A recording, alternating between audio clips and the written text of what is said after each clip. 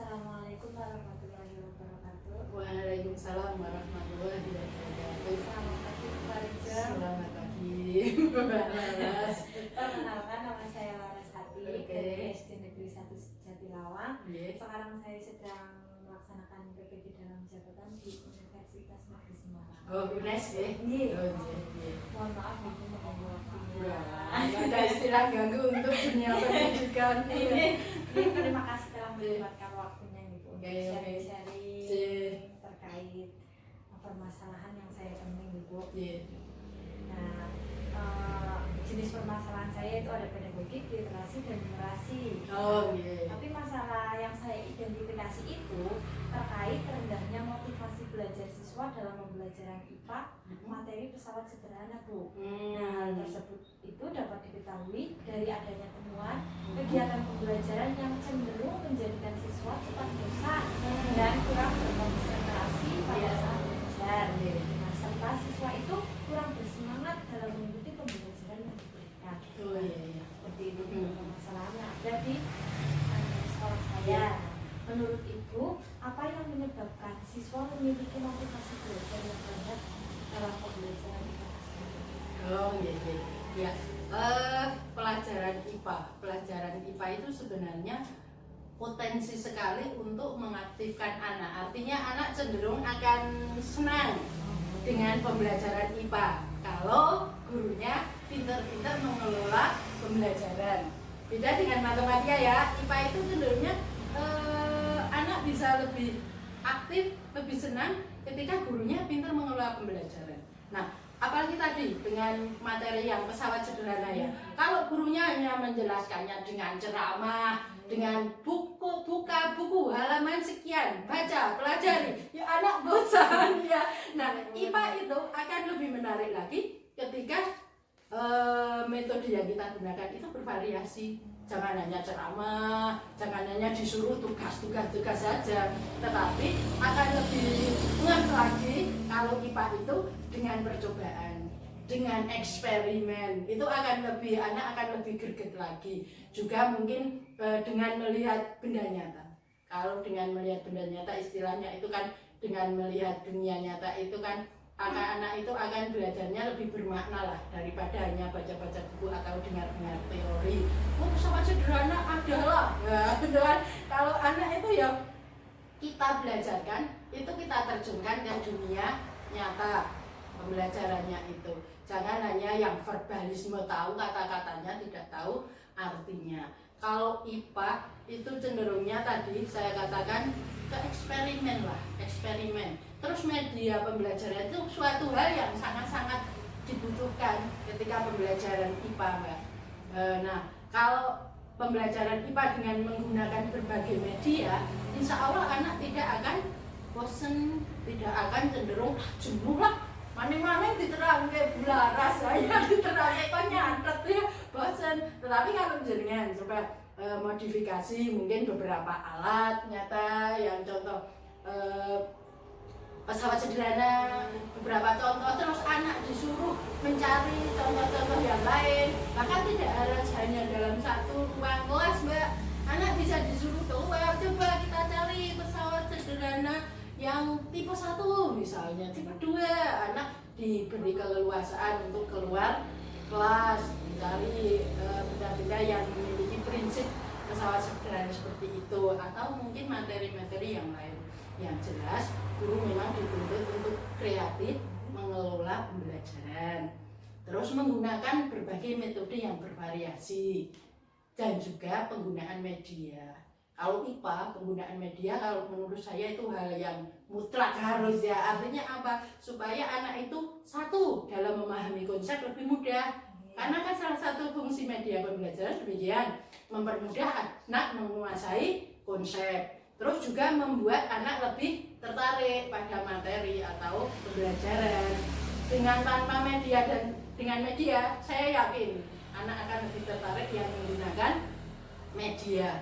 Syukur bagi bahasa Indonesia ini apa ya? Ya pokoknya syukur-syukur itu anak dilibatkan dalam pembuatan media. Pernah belum Mbak Laras? Iya, pernah. Oh, pernah. Tapi itu tidak sering, hanya mungkin pernah satu kali berkali-kali kan ya, berkali-kali. Jadi kalau anak lebih dilibatkan, yuk kita sekarang akan membuat ini kan anak dilibatkan dalam pembuatan alat peraga. Nah, mungkin pertemuan berikutnya baru kita gunakan untuk menerangkan konsep itu juga bisa. Artinya anak lebih terlibat. Kalau anak tidak terlibat, ya cenderung insya Allah akan bosan, Mbak. Tapi kalau anak terlibat dalam pembelajaran itu, kita hidupkan anaknya aktif, gurunya kreatif, seperti yang dulu pernah ada itu pakem pembelajaran yang aktif, kreatif, efektif, menyenangkan. Yang aktif tidak hanya gurunya, tetapi anaknya. Gurunya aktif mengajar, aktif membuat inovasi, aktif membuat media pembelajaran, aktif menghidupkan kelas. Nah, siswanya aktif apa ya? Aktif belajar, aktif bertanya, aktif mengeluarkan pendapat. Itu harus kita cari anak untuk bisa berani mengeluarkan gagasan. Nah, kalau anak semua sudah bisa aktif, insya Allah nggak akan bosan, Mbak. Pelajaran IPA akan menyenangkan. Apalagi IPA kan penuh dengan percobaan. Kalau saya itu dulu masih banget ya pelajaran IPA kan banyak sekali eksperimen yang bisa kita lakukan. Iya, insya Allah ke depan demikian. Apalagi anak sekarang itu lebih loh, Mbak, lebih kreatif dan cerdas loh. Kalau kita tinggal sentuh sedikit, itu kita pintar menyentuh ya, insya Allah mereka akan lebih hebat. Karena visinya lebih, teknologinya mereka juga lebih menguasai. Zaman sekarang Iya, sudah menguasai handphone di Iya. HP ada macam-macam cara buat ini, cara buat itu. Betul. Lihat kan jadi penasaran. Betul. Kita jadi guru jangan sampai kalah dengan mereka. Kita juga harus sering browsing bagaimana cara mengajar yang bagus, bagaimana cara mempelajari materi ini ke anak. Itu di internet harus kita manfaatkan dengan bagus. Di PMM jangan lupa, Mbak, platform Merdeka Mengajar itu juga harus kita gali ke sana supaya nanti anak pembelajarannya lebih maksimal gitu. Betul. Dan tadi cara meningkatkannya kan terkait ada penggunaan media dan menggunakan model pembelajaran itu. Nah, menurut Ibu itu media dan model pembelajaran apa yang tepat untuk meningkatkan motivasi belajar kelas 5 terutama pada pembelajaran materi fisika? Oh ya. Kalau berbicara masalah media dan metode, kalau dikatakan ini untuk seluruh materi ya, yang paling tepat, nggak ada yang paling tepat, harus disesuaikan dengan materinya. Katakanlah ya, misalnya metode eksperimen, ini sangat bagus untuk materi ini, tapi belum tentu bagus untuk materi yang lain, sehingga memang harus disesuaikan dengan materi yang akan kita berikan. Kalau pesawat sederhana, kalau jenengan yang sudah diterapkan pakai apa ini? Pakai PBL. Oh iya. Proyek kan membuat proyek anak-anak bisa juga PBL ya. Mungkin ya PBL bisa anak-anak tadi juga mungkin bisa menggunakan eksperimen juga mungkin bisa ya, atau mungkin melakukan inquiry juga bisa ya. Tergantung dengan lihat karakter anaknya lah. Ya. Kita kan ketika menggunakan metode itu juga harus melihat karakteristik siswanya. Siswa saya itu kalau tak terapkan itu kira-kira pas tidak. Oh, kalau siswa yang itu pas tidak ya. Jadi kan ketika penggunaan media itu memang satu harus kita perhatikan tujuannya disesuaikan, terus materinya, terus kemampuan siswanya, terus kemampuan sekolahnya, sarana prasarananya itu juga jadi pertimbangan. Nah, ketika kok sekolah memang nggak memungkinkan untuk, kalau dulu kan ada kit IPA itu loh, Mbak. Saya melihat belum semua sekolah memanfaatkan kit IPA. Kadang mah ada di pojok, kadang ada yang rusak nggak dipakai. Nah, ada nggak di Jatilawang 1? Tapi ya jadi berusaha. Konangan ya. Iya. Nah, itulah monggo dimanfaatkan eman-eman. Kit IPA itu kan bagus sekali, banyak sekali materi yang bisa menggunakan dengan kit IPA itu, Mbak. Jangan sampai alat peraga yang sudah diberikan pemerintah malah rusak dengan sia-sia. Mending rusak karena digunakan. Misalnya, aduh digunakan jatuh pecah, itu nggak masalah. Yang penting sebelumnya kan hati-hatilah, kalau nggak sengaja nggak apa-apa. Tapi tetap harus sebelumnya harus anak diberi pemahaman supaya hati-hati gini caranya dan sebagainya. Ya sehingga jangan takut dengan rusak, tapi harus dimanfaatkan secara maksimal itu. Gitu, Mbak. Iya, itu terkait motivasi ya Bu. Jadi agar anak termotivasi itu guru itu melakukan pembelajaran yang menarik dengan media-media pembelajaran yang menarik siswa, menarik siswa ikut aktif, yang pembelajaran lebih hidup lah, ya lebih menyenangkan, betul. Nah untuk masalah selanjutnya itu terkait literasi ibu. Masalah yang saya identifikasi itu rendahnya semangat literasi atau minat membaca siswa dalam pelajaran bahasa Indonesia. Nah hal tersebut dapat diketahui dari adanya temuan siswa malas membaca teks bacaan yang panjang, dikarenakan minat baca yang rendah. Untuk membaca kalimat yang pendek akan sukar, apalagi diminta untuk membaca teks bacaan yang panjang. Nah alhasil pemahaman siswa dalam membaca itu rendah, Bu. Dan menurut Ibu apa yang menyebabkan minat baca siswa itu? Yang jelas ini Mbak Laras mengajar kelas berapa? Kelas 5. Oh, kelas 5 ya. Ya, yang jelas ini memang untuk membaca itu perlu pembiasaan, Mbak. Perlu pembiasaan.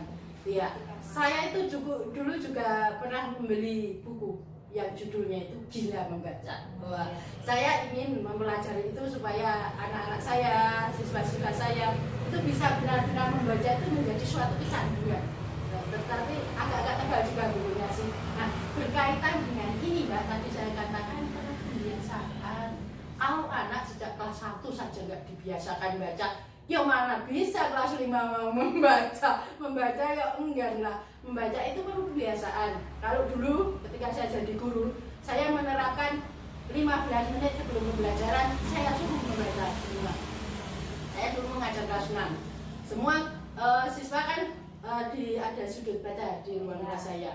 Ayo anak-anak sudah biasa sih ngambil buku masing-masing, baca sekitar 15 menit. Setelah itu secara acak, tapi semua siap karena secara acak sih kita secara acak saya suruh siswa untuk maju menceritakan apa yang tadi dibaca. Karena ada tuntutan itu mereka kan mesti membaca, kan takut nanti kalau disuruh maju ya bisa, sehingga bacanya benar-benar dipahami. Terus mereka semua siap karena menunjuknya saya acak, tidak urut. Sekarang saya sana, besok sana, ya yang urutannya jauh yuk leha-leha ya, secara acak sehingga siap. Dan itu sudah berjalan bertahun-tahun. Artinya mereka sudah biasalah itu sebelum pembelajaran membaca. Terus tidak hanya sekedar membaca toh, harus ada umpan balik juga, feedback. Terus mereka juga kita suruh menceritakan, kadang menceritakannya dengan lesan, tetapi terkadang juga kita ingin meningkatkan literasi tulisnya dengan tulisan, diceritakan kembali dengan sumber ketat dan sebagainya. Kita juga ada mapping dalam kelas, Mbak. Kalau saya begitu kelasnya pokoknya banyak sekali, ada madingnya, ada hasil pajangan kerjanya, dan hasil beberapa sumber. Nah, tadi seperti pembiasaan ya Mbak, misalnya dengan tadi sebelum pembelajaran anak dikondisikan membaca dulu, tapi ada tindak lanjut. Selain itu juga kita sediakan sumber-sumber belajar yang mendukung literasi itu Mbak, literasi membaca. Misalnya dalam kelas ada sudut baca, nah di dalam sudut baca itu kita sediakan bacaan-bacaan yang menarik. Kalau dulu saya pinjam sebagian buku bacaan di perpus, saya boyong ke kelas, loh kan lebih bermanfaat ya Pak. Pagi dibaca terus sih, yang penting ada administrasinya lah Mbak. Misalnya pinjam kan tetap ada buku pinjamnya. Bahkan kalau di kelas itu juga kita sediakan anak boleh pinjam bawa pulang, tetapi saya sediakan buku pinjaman. Artinya kan buku tidak hilang. Si A, dan yang piket tidak saya, anak sudah kita buru piket. Hari ini iya, piket termasuk yang nyatet pinjam siapa, kembali dan sebagainya. Nah itu akan menumbuhkan tadi literasi membacanya. Insya Allah kalau dari kelas 1, kelas 5 sudah dengan sudah banyak ya kan sudah terbentuk. Kan pembiasaan itu tidak perlu lama lah. Pembiasaan ibaratnya kalau kita selama 60 hari melakukan itu, bahkan ada yang berkata sekitar 40 hari, itu sudah akan kebiasaan. Anak disuruh gosok gigi selama 40 hari rutin, besoknya sudah otomatis. Apalagi baca dari kelas 1 setahun, kelas 2 setahun, kelas 5 kan sudah nyenengnya tinggal mejet kan ibaratnya remote, karena sudah terbiasa. Jadi tadi pembiasaan, terus juga didukung penyediaan sumber bacaan yang menarik. Ya jangan itu toh, kan kita bisa pinjam di perpus kan Isaber. variasi buku-bukunya. Terus juga mungkin ada semacam lomba lomba dia itu bisa untuk memotivasi anak. Nggak usah mulu-mulu lomba tingkat kecamatan, tingkat kelas saja dulu, nggak pakai kelas kok kan lebih kembali bisa ya kan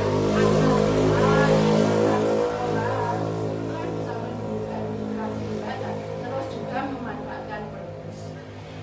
Ya dilarang satu perpusnya sudah dimanfaatkan belum? Kan istirahat saya amati jarang anak yang masuk ke perpus, paling mah ke tempat jajan ya. Iya, nah, itu kita bisa arahkan mungkin istirahat, kalau enggak dibuat jadwal misalnya hari Senin kelas berapa kunjungan perpus, hari Selasa kelas berapa, dibuat jadwal supaya enggak berkerumun atau supaya bukunya juga teratur, karena kalau satu sekolah satu hari kan acak-acakan lah, dibuat jadwal itu juga bagus juga. Yang penting ada pembimbingan dari guru. Nek hanya jadwal tok jor kelowor, insya Allah nggak akan jalan. Tetapi nek ada jadwal, ada pembimbingan, ada pendampingan, jalan. Pokoknya jadikan membaca itu sebuah kebutuhan. Nah, ya, saya pernah nulis artikel itu di suatu majalah bahwa jadikan membaca sebagai suatu kebutuhan. Termasuk gurunya baca siswanya. Guru-guru itu harus membiasakan membaca sebagai kebutuhan. Kalau sesuatu itu sudah dipandang sebagai kebutuhan, maka dia akan melakukannya. Kalau tidak melakukannya, dia akan merasa ada sesuatu yang belum kita penuhi, sehingga jadikan kebutuhan. Kita juga sebagai pendidik di rumah sering baca. Mbak Lara sudah sering baca belum? Baca buku, membaca WA. Baca WA. Ya, jadikan membaca. Kebetulan saya sukanya baca. Saya kalau pergi kemana-mana, yang saya incar kadang buku. Di rumah banyak ya buku ya. Buku lah itu. Saya inginnya teman-teman guru suka membaca sehingga bisa memotivasi anak didiknya juga istilah itu adalah cerita dunia. Kalau kita sering membaca, insya Allah wawasan kita akan lebih luas, banyak pengetahuan gitu. Iya, masih terkait literasi buku. Nah, strategi, metode, model atau media apa yang digunakan untuk meningkatkan semangat literasi anak-anak gitu? Ya. Itu apa itu yang bisa meningkatkan gitu yang semangat di anak-anak? Ya, yang jelas tadi pemberian motivasi daripada guru, ya pemberian motivasi daripada guru, terus juga memberikan apresiasi. Guru harus pintar-pintar beri apresiasi pada siswa yang memang siswa sudah memberikan kemampuan literasi yang bagus, itu perlu kita apresiasi. Artinya apa? Artinya tadi bisa dengan sekali tempo kita mengadakan lomba, terus yang menang kita apresiasi. Misalnya ketika upacara hari Senin, yang juara-juara itu, kalau dulu saya senang memberikan itu ketika hari Senin, mereka ada rasa kebanggaan tersendiri. Ketika juara kan kita berikan, misalnya juara di kecamatan apa, kita memberikan reward, itu sangat bagus. Mungkin dengan penerimaan piala, walaupun akhirnya pialanya diminta lagi karena belum oleh sekolah. Tapi kan siswa juga diberi mungkin sekedar apalah, uang pembinaan dan sebagainya, piagam sebagainya. Termasuk juga tadi yang literasi. Jadi itu perlu tadi apresiasi, juga pembinaan dan juga pembiasaan di sekolah yang mendukung ke literasi itu. Jadi metode-metode itu bisa kita terapkan tadi, pemanfaatan secara maksimal perpus, juga pembiasaan kelas-kelas sebelum pembelajaran, juga pemanfaatan waktu ketika istirahat, itu juga kita gunakan untuk peningkatan literasi membaca. Insya Allah lama-lama kalau itu kita telaten, maka pembiasaan membaca, literasi membaca akan menjadi hal yang lumrah. Karena kalau perpus itu kan rohnya suatu sekolah. Saya kadang prihatin, perpusnya nggak teratur. Kita lihat seperti gudang. Saya beberapa kali di sekolah kadang yuk memang masuk ke perpus, Masya Allah. Ya, saya harap di tempat Mbak Laras bisa lebih tertata ya perpus. Suatu saat kalau saya ke sana, saya ingin lihat juga perpusnya semoga tertata. Insya Allah kalau perpusnya acak-acakan, ya siswanya males mau ke perpus. Tapi kalau perpusnya tertata rapi, buku-bukunya juga tertata rapi, bagus, bersih, Pokoknya kalau mau gelaran ya gelaran karpet atau apa kalau baca, atau ada tempat baca-baca meja yang kecil-kecil itu juga kan. Anak akan nyaman lah, kalau sudah lihat tempatnya nyaman kan akan tertarik. Sudah lihat rumahnya pun kayak gudang dan berpesenggel ya gitu. Jadi memang perlu kerja keras guru dan kepala sekolah untuk menciptakan lingkungan yang mendukung, lingkungan yang kondusif agar siswa itu senang membaca. Tadi sumbernya ya perpus dan lingkungan belajar. Sokosi ada itu loh ya, Ding. Sudah ada belum? Sudah. Ya, yang Mading sekup sekolah katakanlah. Di luar, iya, belum. Ya, bisa kalau itu bisa untuk kompetensi antar kelas. Ya, kalau yang di halaman itu. Saya dulu senang Mading ketika di SMP Satap juga saya adakan Mading. Saya dulu pernah bukan di SMP Satap Mading, jadi untuk beberapa kelas. Di SD Teratambah juga ada Mading.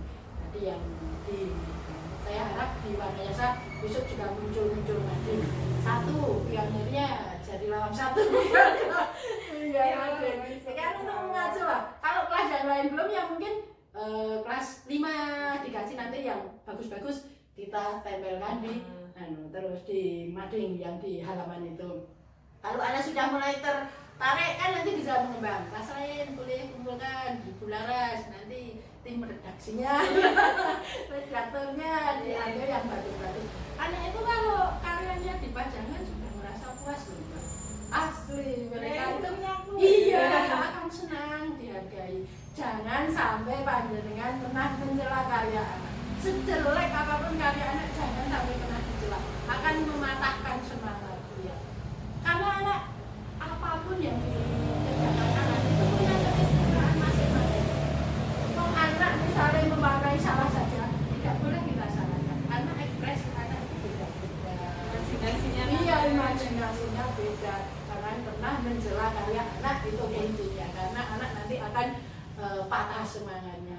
Apapun karyanya harus kita apresiasi dari sudut sisi positifnya. Insya Allah juga anak literasinya akan bagus kalau bisa dimotivasi.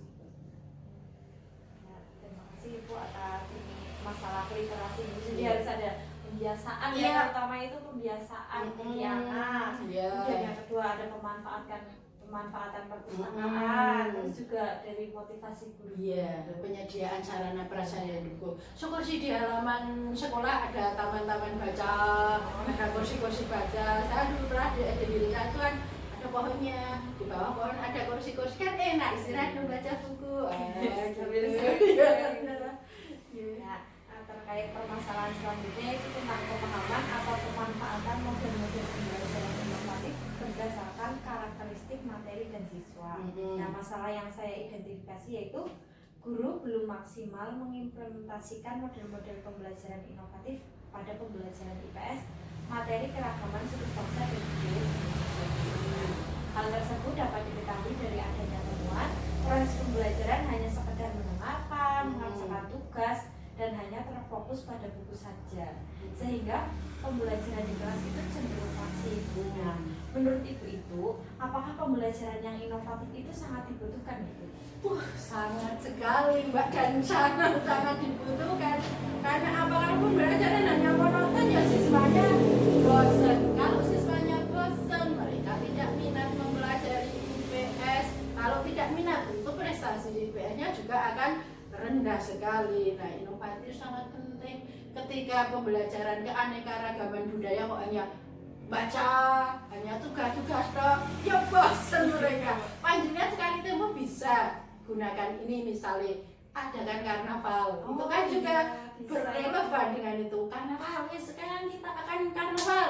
Si Doni mewakili daerah Papua, si Andri mewakili Sumatera dan sebagainya. Mereka kan terus akan berpikir, saya kok disuruh mewakili Papua, apa ya keragaman budaya di Papua? Kan mereka akan belajar, oh pakaiannya kalau Papua seperti ini, oh senjatanya seperti ini, oh tariannya seperti ini, kan otomatis itu hot lah.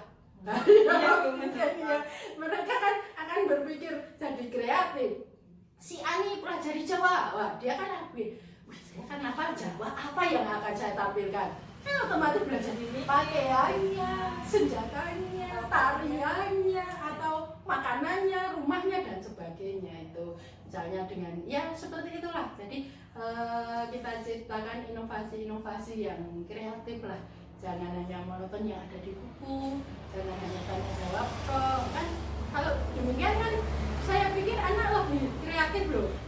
Kan mereka jadi berpikir banyak, belajar banyak tentang keanekaragaman budaya. Tidak hanya cukup dihafalkan Jawa Tengah, rumahnya, bentuknya joglo, tariannya, pakaiannya. Iya, anak harus mencari sendiri. Sekarang anak sudah pintar browsing, Mbak. Tinggal ini kembangkan kreativitasnya, mereka akan mencari browsing dan sebagainya, ya, baik di buku maupun di internet gitu. Ya, itu berarti pembelajaran IPA itu sangat dibutuhkan. Sangat dibutuhkan, iya sangat penting. Nah, menurut Ibu, apa penyebab guru belum optimal melakukan variasi model pembelajaran yang inovatif sesuai dengan karakteristik materi yang akan diajarkan ke pembelajaran? Ada beberapa hal yang saya amati, saya cermati dari itu. Yang pertama, ini mungkin ya kemauan dari guru itu sendiri yang masih ya. Kalau kemauannya rendah, Allah mau mempelajarinya malas, Allah yang penting mulang, yang penting masuk kelas, dia nggak jadi kalau hanya seperti itu. Kalau kemauannya dia kan seperti itu, yang penting mulang, masani bali-bali. Jangan sampai guru sekarang seperti itu. Kemauannya harus dipupuk sendiri, harus belajar. Jangan sampai guru kok malas belajar. Tuh, sekarang belajar banyak sekali Mbak. Untuk pelatihan tidak harus nunggu yang dari kabupaten, dari provinsi. Sekarang pelatihan online banyak banget Mbak. Iya, webinar banyak. Pelatihan-pelatihan yang beberapa hari lewat online juga banyak. Bisa mempelajari browsing di internet, bisa mempelajari lewat YouTube. Nah, tergantung kemauan guru. Nah, kalau dulu sih memang ada proyek pemerintah yang melakukan pelatihan tentang media pembelajaran. Saya pernah mengikuti juga ini.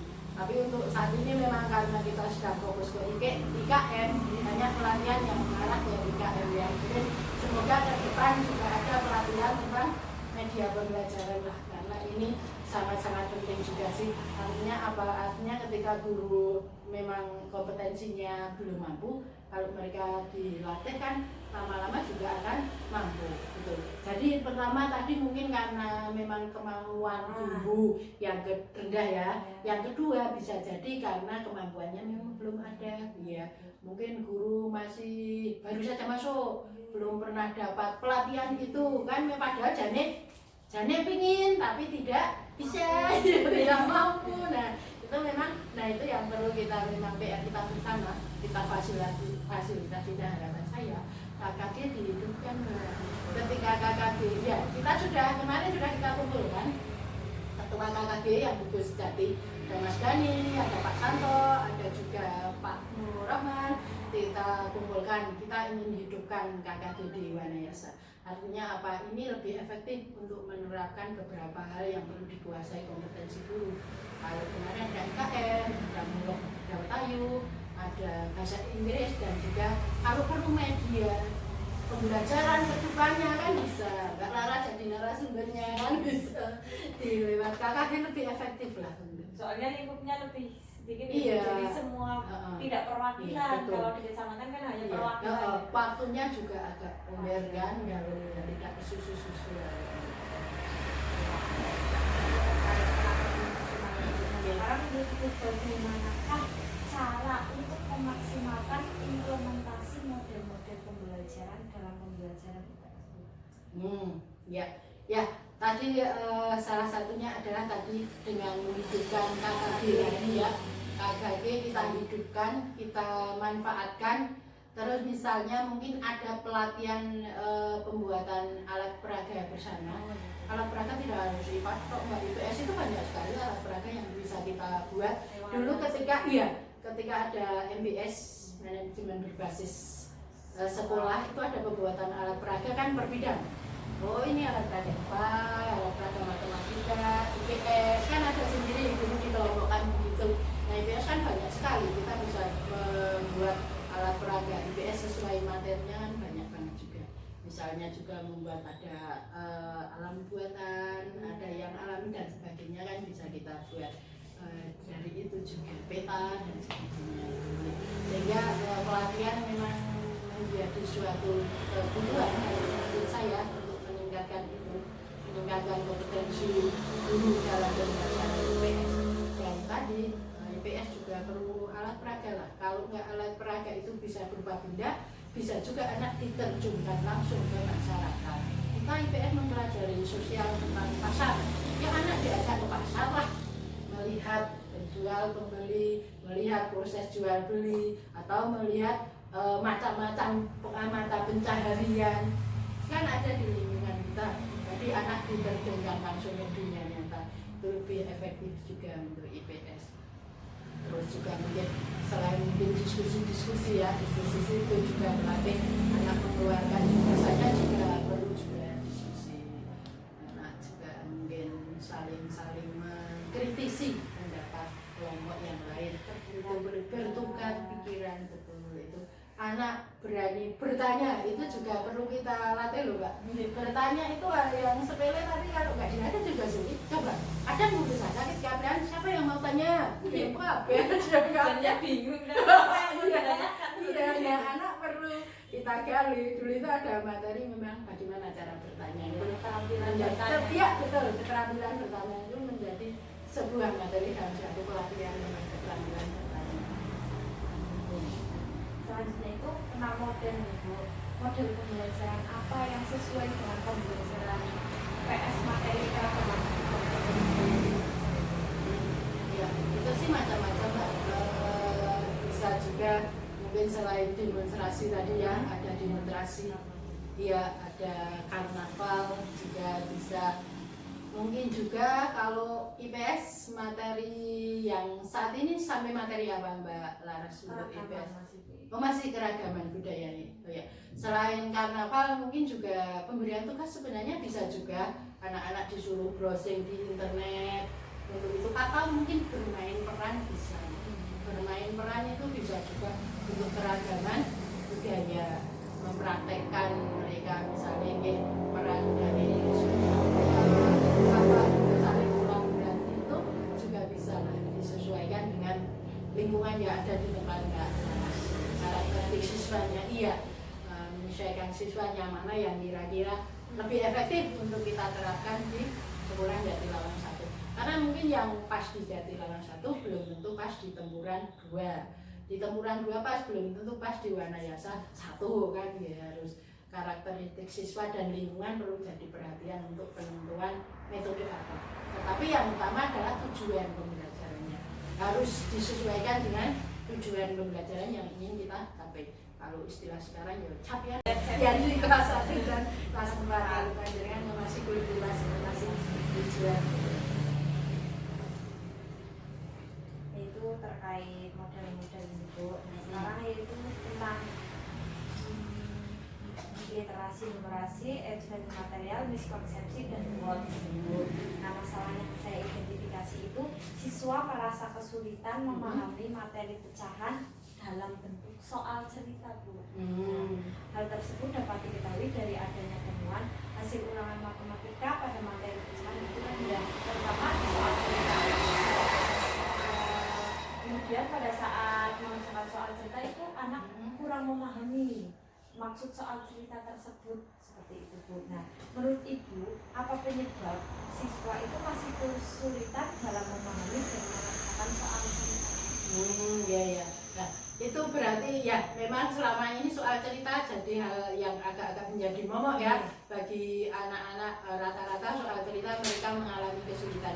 Nah, ini memang guru harus memberikan pemahaman secara bertahap kepada anak untuk soal cerita itu. Artinya apa?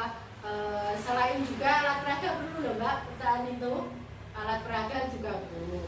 Pertama mungkin untuk mempermudah juga diperlukan alat peraga dalam pembelajaran itu. Matematika alat peraga banyak sekali lah, bisa dibuat sendiri juga. Kalau dikitnya nggak ada, buat sendiri. Terus yang kedua juga langkah-langkah pembelajaran pemahaman anak dipahamkan bagaimana cara mempelajari suatu soal cerita.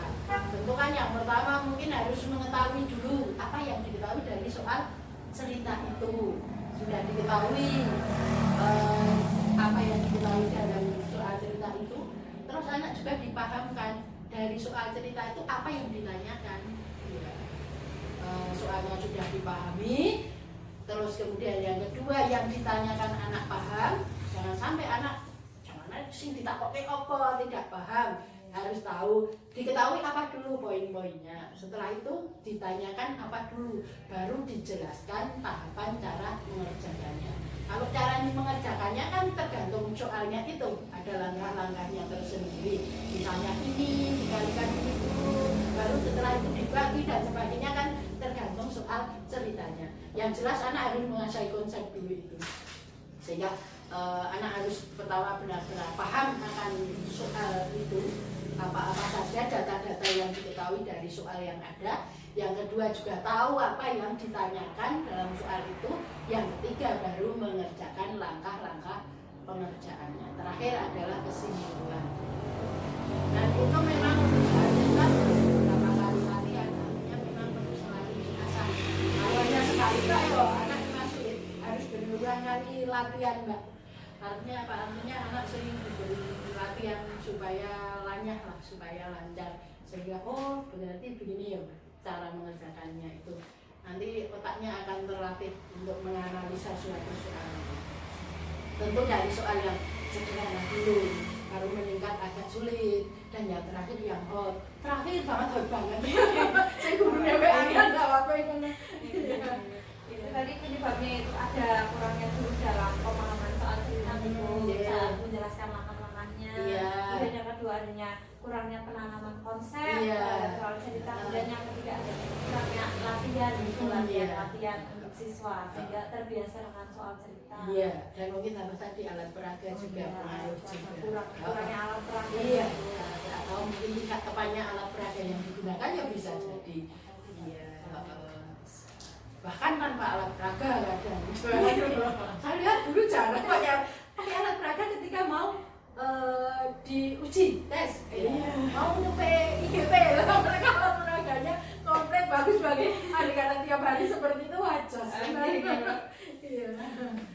Nah, menurut Ibu itu apa solusi untuk meningkatkan pemahaman siswa dalam mengerjakan soal cerita materi pecahan? Solusinya ya yang pertama ya tadi itu guru harus benar-benar guru tentunya ya menguasai konsep dulu. Kadang ada ya ini tidak banyak, tapi terkadang ada guru yang nggak menguasai konsep. Kalau nggak menguasai konsep bagaimana bisa menerangkan ke siswanya? Insya Allah kalau guru menguasai konsep, yang kedua menguasai materinya, maka guru itu akan dengan lantang, akan dengan mantapnya menerangkan ke siswanya. Tapi kalau guru juga agak bingung dengan itu, maka saya yakin di kelas pun akan bingung juga menerangkan ke siswanya. Kalau konsepnya sudah menguasai, materinya sudah menguasai, terus menguasai juga metodenya, menguasai juga dengan cara pembelajarannya, pembelajaran yang baik, pengelolaan kelasnya juga baik, maka insya Allah soal cerita itu akan bisa diterima anak dengan baik juga. Dan jangan lupa tadi untuk mengadakan latihan. Karena matematika itu juga perlu dilatih secara intensif juga. Semakin sering latihan, maka anak akan semakin terasah otaknya. Semakin tertancap konsep. Iya, betul. Walaupun dulu ada anggapan hafalan itu tidak boleh, tapi kalau saya kok prinsipnya matematika itu anak harus hafal perkalian sampai 100 loh. Kalau hafal itu insya Allah ngerjakan apa-apa cepet. Iya, ngerjakan gulung susun, kayak ngerjakan perkalian berapa. Kalau itu hafal kan nggak perlu pakai lama. Kalau itu, iya, kalau menurut saya tetap harus konsep itu harus Jadi bagi saya nggak ada kata tabu. Wah, hafalan itu nggak perlu. Kalau saya, iya, kalau matematika akan cepat mengerjakan itu. Kalau itu hafal, apalagi di luar kepala, ngerjakan kalau nggak kan lama banyak. Dia nggak mengerjakan soal iya lama, tapi kalau itu pakai jari. Iya, bisa pakai jari 5, 8. Nah, itu kalau tidak hafal Iya, pakai ini boleh menghabiskan waktu. Nah, itu kan tadi solusi untuk meningkatkan Bu. Nah sekarang menurut Ibu itu media dan model pembelajaran apa yang cocok untuk meningkatkan pemahaman siswa dalam mengerjakan soal pecahan? Ya. Soal cerita soal Iya. Kalau medianya kan bisa dengan menggunakan pecahan itu bisa pakai alat peraga juga. Tapi kalau kelas 6 itu juga bisa mungkin menggunakan alat-alat bantu yang ada di sekitar kita itu juga bisa ya. Mungkin juga kalau sekarang kan malah sekarang itu kan pakai media pembelajaran yang di internet itu juga bisa pakai aplikasi ya yang berbasis TIK. Itu kan anak akan lebih enak loh ketika pembelajaran pakai misalnya LCD terus menjelaskannya. Saya pernah lihat kok ada beberapa materi yang relevan dengan pecahan itu akan lebih menarik juga. Jadi menggunakan media yang IT-nya itu digunakan pakai PowerPoint nggak apa-apa lah, PowerPoint, tetapi yang dengan desain untuk menerangkan pecahan-pecahan itu kan bisa pakai yang mungkin sekarang yang pecahan-pecahan itu pakai yang PowerPoint dan mungkin aplikasi-aplikasi yang ada di internet itu bisa animasi ya itu ya. Hanya memang kadang kita guru juga butuh sih untuk keterampilan guru membuat animasi itu memang butuh pelatihan sebenarnya. Pernah ikut belum Mbak? Saya itu pernah ikut ya pelatihan pembelajaran pembuatan media pembelajaran ya. Memang asik tapi ya memang butuh pengorbanan waktu dan tenaga pikiran. Harus kreatif buat yang seperti apa? Iya. Tapi sekarang kan sudah banyak sekali bisa kita download lah Mbak. Jangan bisa browsing di internet untuk misalnya ya untuk bisa merangkum dibuat dalam suatu tayangan PowerPoint atau video pembelajaran, yaitu untuk bisa mendukung itu. Ya. Kalau mungkin perlu terjun ke lapangan ya nggak apa-apa, soal cerita bisa jadi misalnya tentang belanja-belanja dan sebagainya, anak didekatkan dengan lingkungan. Ya di lapangan satu kan dekat dengan pasar, bisa diajak ke pasar. Iya betul. Iya, kalau perlu praktek, ya praktek juga anak dibeli ya kan bisa 1 kilo cari bungkusan yang jadi 4 atau gimana gitu dan sebagainya lah, bisa dengan mereka lah dekat pasar kan memanfaatkan pasar alam nyata, anak terjun langsung ke dunia nyata. Nanti diminta beli 2 kilo, tapi dibagi menjadi 6. Iya bisa ya. Dapat apa aja kan jadi tak tunggu videonya. Kalau praktek itu kan jadinya dekat pasar nggak perlu energi banyak untuk naik bis. Cukup keluar anak-anak kita akan balik ke pasar. Kita tugas kelompok ini membeli apa, gula atau apa. Nanti dijadikan yang bungkus, yang sini mungkin membeli apalah yang lain. Bisa ya. Jadi pikir bareng-bareng. Iya. Semuanya harus jadi aktif semua. Betul. Dengan belajar. Iya, hati-hati dengan belajarnya deh. Penting dengan hati-hati. Keselamatan utama dan insya Allah anak akan asik lah. Seneng banget tuh. Lombok apa? Nah itu terkait soal cerita itu. Memang soal cerita itu di kelas manapun merasa rendah maupun kelas tinggi itu stigmanya itu negatif. Susah karena mengartikan soalnya pun susah, apalagi mengerjakan. Iya ya. Yang penting langkahnya tadi diketahui data-datanya dulu, diketahui apa yang ditanyakan baru mengerjakan. Kemudian Ibu terima kasih atas sharing-sharingnya, atas Sama-sama. pengalamannya, sangat bermanfaat bagi saya. Mungkin nanti bagi teman-teman untuk bahan sharing-sharing dalam kelas. Semoga Amin. Semoga lancar lah Mbak Laras bisa selesaikan sesuai harapannya dan yang pokok bisa mengantarkan anak didik kita ke tujuan pembelajaran. Iya itu. Iya Ibu, terima kasih Ibu. Saya mohon maaf apabila ada kata-kata yang Sama-sama. Saya juga mohon maaf kalau mungkin jawaban saya nggak sesuai yang diharapkan. Tadi hanya dari sekedar pengalaman pengalaman yang pernah kita lakukan. Saya tutup wawancara hari ini, Bu. Oke. Terima kasih. Sip. Wassalamualaikum warahmatullahi wabarakatuh. Waalaikumsalam warahmatullahi wabarakatuh. Sukses selalu. Terima kasih banyak, Bu.